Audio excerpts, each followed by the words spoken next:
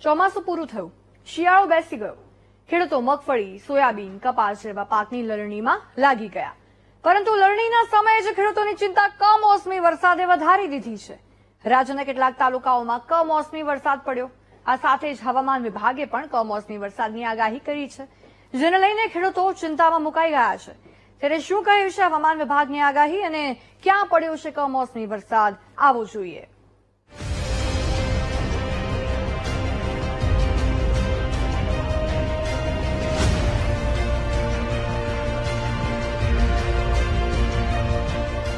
શિયાળાની શરૂઆત સાથે જ માવઠાના મારે ખેડૂતોની ચિંતા વધારી છે. જેમાં આજે ગીર સોમનાથ જિલ્લા વેરાવળ અને સૂત્રાપાડા તાલુકામાં માવઠું થયું. વેરાવળ પંથકમાં ભારે ઉકળાટ પછી અચાનક વાતાવરણ બદલાયું અને શિયાળાની શરૂઆતમાં ચોમાસા જેવો માહોલ જોવા મળ્યો.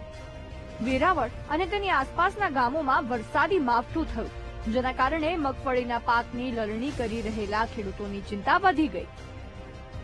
બીજી તરફ સૂત્રાપાડા તાલુકામાં પણ કમોસમી વરસાદ પડ્યો. વાતાવરણમાં પલટા સાથે જ ખાંભા, ગંટિયા, પ્રાચી, ટીંબી અને કાજલી ગામ સહિતના આસપાસના વિસ્તારોમાં જાણે ચોમાસું જામ્યું હોય તેમ કમોસમી વરસાદ પડ્યો. રસ્તા પર વરસાદી પાણી ફરી વળ્યા. આ તરફ ઉત્તર ગુજરાતમાં પણ કમોસમી વરસાદે ખેડૂતોની રાતોની ઊંઘ હરામ કરી નાખી છે. ઊંઝા શહેરમાં વરસાદી માહોલ જામ્યો હતો. જાણે ભર શિયાળે ચોમાસું જામ્યું હોય તેવો માહોલ જોવા મળ્યો. શહેરના વિવિધ વિસ્તારોમાં વરસાદી પાણી પણ ભરાઈ ગયા હતા. બીજી તરફ ઊંઝાના ગ્રામ્ય વિસ્તારોમાં પણ માવઠું થયું.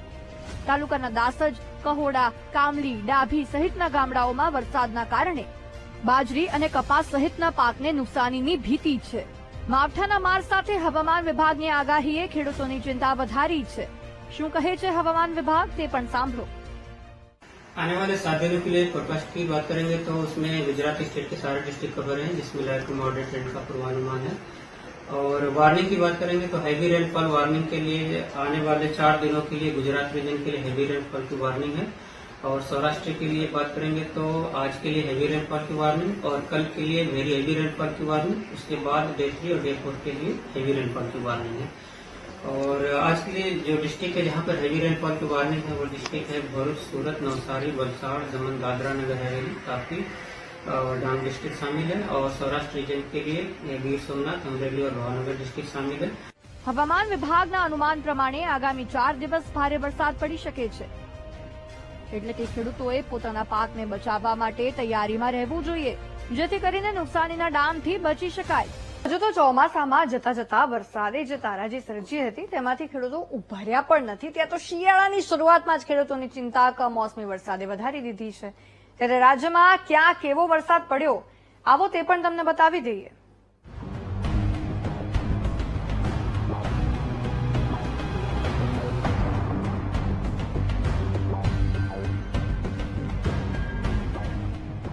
જૂનાગઢ જિલ્લામાં માવઠું ખેડૂતોને માર મારવા જાણે આવી ગયું છે. ખેડ પંથકમાં ચોમાસામાં તારાજી થઈ, જેની સહાય હજુ ખેડૂતોના ખાતામાં નથી પહોંચી. ત્યાં તો માવઠાએ જે બચ્યું છે તે પણ છીનવી લેવાની તૈયારી કરી લીધી છે. દ્રશ્યો ચોરવાડ તાલુકાના છે. ચોરવાડના ગ્રામ્ય વિસ્તારોમાં વાતાવરણમાં પલટા સાથે વરસાદ પડ્યો. રસ્તા પર કમોસમી વરસાદના પાણી ફરી વળ્યા. માત્ર ચોરવાડમાં જ નહીં પરંતુ અજાબ અને માળિયા હાટીનામાં પણ વરસાદ થયો. માળિયા હાટીનાના ભંડુરી, પાણીધ્રા, ગીર, જૂથડ, ગળોદર સહિતના ગામડામાં માવઠું થતા ખેડૂતોની જાણે ઊંઘ ઉડી ગઈ છે.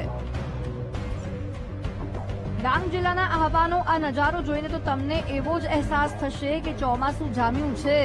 પરંતુ કમોસમી વરસાદના કારણે જંગલ વિસ્તારમાં ધોધ ફરી એકવાર ખીલી ઉઠ્યા.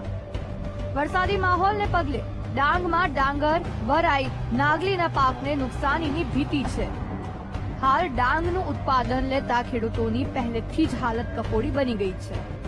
દક્ષિણ ગુજરાતમાં પણ સુરત જિલ્લામાં કમોસમી વરસાદે ચોમાસાની જેમ બેટિંગ કર્યું. શહેરના પીપલોદ, વેસુ, ડુમસ રોડ સહિતના વિસ્તારમાં વરસાદ પડ્યો. ડુમસના દરિયા કિનારે વેકેશનની મોજ માણતા સહેલાણીઓ વરસાદ પડતા જ દોડવા લાગ્યા હતા. જોકે તેમના માટે તો આ વરસાદ મોજ મસ્તીનું એક માધ્યમ બની ગયો, પરંતુ ધરતી પુત્રો માટે પડ્યા પર પાટું સમાન છે. વરસાદની આગાહી મુદ્દે હવામાન નિષ્ણાંત શું કહે છે તે પણ સાંભળો.